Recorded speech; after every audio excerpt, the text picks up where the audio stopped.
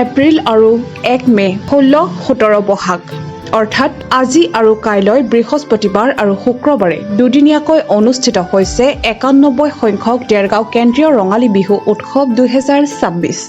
91 সংখ্যক দেৰগাঁও কেন্দ্ৰীয় ৰঙালী বিহু 2026 বৰ্ষ আমি উলহ মালহে আজিৰ পৰা উদযাপন কৰিবলৈ আৰম্ভ কৰিছোঁ। আমাৰ প্ৰথম কাৰ্যসূচী আছিল পতাকা উত্তোলন আৰু শ্বহীদ তৰ্পণ। ইয়াৰ পাছতে আচলতে আমাৰ দেৰগাঁও কেন্দ্ৰীয় ৰঙালী বিহুৰ এক মুখ্য আকৰ্ষণ সাংস্কৃতিক শোভাযাত্ৰা। বিভিন্ন জাতি জনগোষ্ঠীৰ আচলতে আৰু বিভিন্ন সম্প্ৰদায়ৰ লোকৰ আচলতে সন্মিলনস্থলী বুলি কোৱা হয়। অতীজৰ পৰা এই প্ৰথা চলি আহিছে। এই কাৰ্যসূচী হ'ব। ৰাতিৰ বেলালৈ আচলতে আমাৰ বৰ বিহুৱতী প্ৰতিযোগিতা আছে, সৰু বিহুৱতী প্ৰতিযোগিতা আছে, বিভিন্ন ধৰণৰ প্ৰতিযোগিতাখিনি আছে। অহা কাইলৈ আমি জেং বিহু আৰু সাংস্কৃতিক সন্ধ্যাৰ আচলতে মুখ্য আকৰ্ষণ দেৱা গীত আৰু আপোনাৰ মেজাংগৰী মেঘমল্লাৰ নামৰ এটা লোকশিল্পীৰ দল আচলতে আমি আমন্ত্ৰণ জনাই আনিছোঁ। আমি সমূহ দেৰগাঁওবাসী ৰাইজৰ আশীষ বিচাৰিছোঁ দেৰগাঁও কেন্দ্ৰীয় ৰঙালী বিহু 2026 বৰ্ষ উদযাপন সমিতিয়ে, আৰু আমি সকলোকে আহ্বান জনাইছোঁ দেৰগাঁও এই সমন্বয় ভূমি আচলতে নৰেন শৰ্মা স্মৃতি পথাৰলৈ সকলো ওলাই আহক। 1935 চনত জন্ম লাভ কৰা দেৰগাঁৱৰ কেন্দ্ৰীয় বিহুৰ এই বছৰৰ অনুষ্ঠান অনুষ্ঠিত হয়।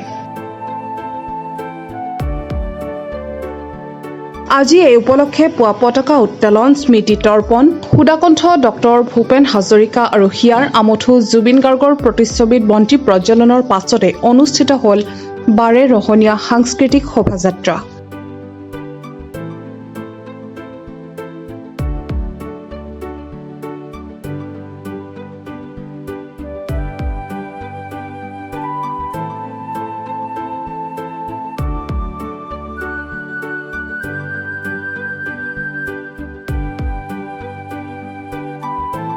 ইয়াৰ পাছতে অনুষ্ঠিত হ'ব জেং বিহু, হুঁচৰি, সৰু বিহুৱা, সৰু বিহুৱতী, বৰ বিহুৱতী প্ৰতিযোগিতা। এবাৰ 91তম বৰ্ষত আমি উপনীত হৈছোঁ দেৰগাঁও কেন্দ্ৰীয় ৰঙালী বিহু উৎসৱ। 1935 চনতে স্থাপিত হয় এই বিহুখন, কালক্ৰমে আহি পেলাই আজিৰ তাৰিখত উপনীত হৈছেহি। আজি আমাৰ পুৱাই পতাকা উত্তোলন আৰু ইয়াৰ পিছতে এতিয়া সাংস্কৃতিক শোভাযাত্ৰা, বাৰে ৰহণীয়া সাংস্কৃতিক শোভাযাত্ৰা আৰম্ভ হ'ব। অহা কাইলৈ ইয়াৰ পিছত আজি আমাৰ প্ৰতিযোগিতাসমূহ আছে। সৰু বিহুৱতী, বৰ বিহুৱতী নিশালৈ বৰ বিহুৱতী প্ৰতিযোগিতা হ'ব। অহা কালিলৈ আমাৰ ইয়াত জেং বিহু প্ৰতিযোগিতা আছে আৰু নিশালৈ সাংস্কৃতিক সন্ধিয়া আছে। আমি সমূহ দেৰগাঁওবাসী ৰাইজক এই অনুষ্ঠানত সহযোগিতা কৰি পেলাই আৰু উপস্থিত হৈ পেলাই আমাক উৎসাহিত কৰিব বুলি আশা কৰিছোঁ। উপেন কাকতি বঁটা আৰু ৰেকিবুদ্দিন আহমেদ বঁটা প্ৰত্যেক বছৰৰ দৰে এইবছৰো আমি দিবলৈ চেষ্টা কৰিছোঁ।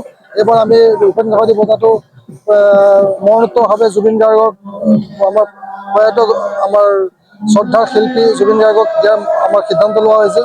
আৰু আমাৰ যিটো ৰেকিবুদ্দিন আহমেদ বঁটা, এই ৰেকিবুদ্দিন আহমেদ বঁটা আমাৰ ৰাজীৱ শদিয়া ডাঙৰীয়াক মৰণোত্তৰভাৱে তেখেতক আমি আগবঢ়াম। দেৰগাঁৱৰ পৰা সত্যজিৎ হাজৰিকা ৰিপৰ্ট, প্ৰাত টাইম ডিজিটেল।